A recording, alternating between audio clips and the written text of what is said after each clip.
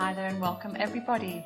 My name is Ali Jones, proud owner of MyNutritionWellness.com.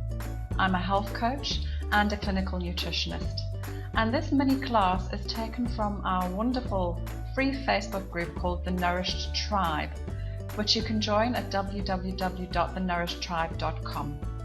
So without further ado, let's get on and find out what the 7 worst foods to avoid are. There are certain health offending foods out there that are so bad for your health that they can do some real damage, even in small quantities. While it's true that everything is okay in moderation, you're going to be doing your body a good service by keeping some of those worst foods to a minimum. Chances are they are healthy food alternatives that you can introduce into your diet that you're going to actually enjoy. While you may still miss some of the offending foods, you can save them for special occasions and instead indulge in some new, healthier foods. So without further ado, let's find out who the offenders are. And number 1 on our list is French fries, and some of you might not be surprised for that, but French fries are everywhere. While some fast food places are currently offering alternatives to French fries, for the most part they're still served as standard. Potatoes can be healthy when cooked in certain ways, but you should avoid deep fried potatoes or chips, like they are in most restaurants, and if you notice, they actually cover half the plate. If you're enjoying potatoes, consider eating a baked potato or opt in to enjoy mashed potatoes, but I must just let you know something. Potatoes actually are a high converting sugar food. They're a fast releasing carbohydrate. So if you are going to indulge in a baked potato, make sure it's the size of your fist and you have half of it. If you are going to have some mashed potatoes, make sure it's 1/4 to 1/2 cup maximum. Also, try to alternate and have some more sweet potatoes as they're packed with even better vitamins and fiber. Now, donuts. These are a biggie. The reason I'm not so keen on donuts, and in South Africa we have something called Cook Sisters. Those are those things on the right that you can see. They're made with refined white flours, deep fried in oils that have been cooked and reheated again and again, and they're turned into trans fats, which are actually not a good combination. Donuts, we know, can be a delicious treat, but the calories and the fat do add up quickly. While it's okay to have a little bit, I think it's better that you find a good alternative for this popular morning treat. And I have a wonderful muffin recipe on my website, and I'll put a link for that here. Alternatively, you could have a whole grain bagel and some fresh fruit. But basically, I would leave these alone. The next food that's on the list is ice cream. Now, ice cream doesn't in and of itself put your blood sugar up too high. One can have it on a low GL plan, but a lot of people like to end their evenings off with ice cream, but you know, it is only again for special occasions. The fat content is high, and bedtime is the worst time of day to eat high calorie foods. The good news is that there are some other things that you could have instead to end off a meal, like some dark 70% dark chocolate with some almonds or some blueberries, and you know, therefore you're still getting that something to finish the meal off at the end of the night, but definitely leave the ice cream for a treat. Cakes, tarts and pies. Now, you must understand how many clients I see in practice who are indulging in these types of foods 3 to 4 times a week. And again, please just leave these for special occasions. They are packed with extra sugar and often large amounts of trans fats. If they're using margarine, then that is just a nightmare as well.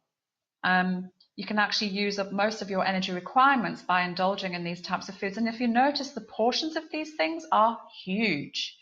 So if you are going to, you know, the 80-20 theory, where most of the time you're eating really healthy, and the one day that you do decide, share it with a friend. Don't have it all to yourself. It's really too much for the body. Chocolate. Now, this is one of my favorites. So it's definitely a tough one to give up. It tastes great and can even make you feel better. But again, it is high in calories and fat. and therefore should actually be limited. If you must have dark chocolate, use it in small quantities. That is the light at the end of the tunnel, is to have the 70% dark chocolate. It's full of antioxidants. Another thing to remember though is if you are craving chocolate all the time, is that you actually could have a magnesium deficiency, because chocolate cocoa actually has magnesium in it. So do switch, if you're having the milk, switch to the dark. This one actually probably surprises quite a few of you, fruit smoothies. This actually can be a health food in disguise. Make sure they are made with fresh fruit, but there is often added sugar and or cream. They're also served in large portions, and that means that one smoothie can even eat up all of your calories for the actual day. The best way to tackle this is to make your own smoothies at home. But often you'll find you must just ask, if you're going to eat smoothies at a restaurant, they're often sweetened with dates, which are high sugar, sweetened with bananas, which are high sugar, and tropical fruits, that adds the sweetness. Homemade is best. You can take some yogurt or some non-dairy milk like coconut or almond milk, mixed with a whole lot of frozen berries, throw in some spinach, throw in some seeds, and you can also put in some oats. Whiz it all up and you are good to go. And you can sweeten that with a little bit of stevia or xylitol.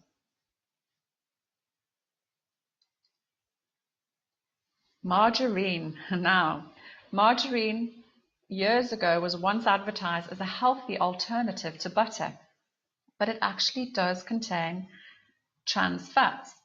It doesn't contain cholesterol, but many cheaper varieties contain lots of trans fatty acids, and data is actually coming back about the health risks of consuming these trans fats that are actually linked to heart disease and are best avoided altogether. Your better bet is to use smaller quantities of butter when necessary, or opt for margarine that is labelled as trans fat free, but I actually just wouldn't even include margarine. The oils that I use are olive oil, extra virgin, coconut oil, and little bits of butter. I'd like to thank you for listening to the 7 worst foods to avoid. I hope you got some learned something there. If you'd like some personal support in becoming the best version of yourself, I'd love to chat with you about your health goals.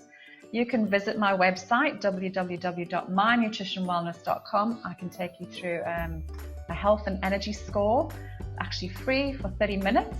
Or you can join our Facebook group at www.thenourished.tribe.com, where I do little mini trainings like this once a month, and you have access to me.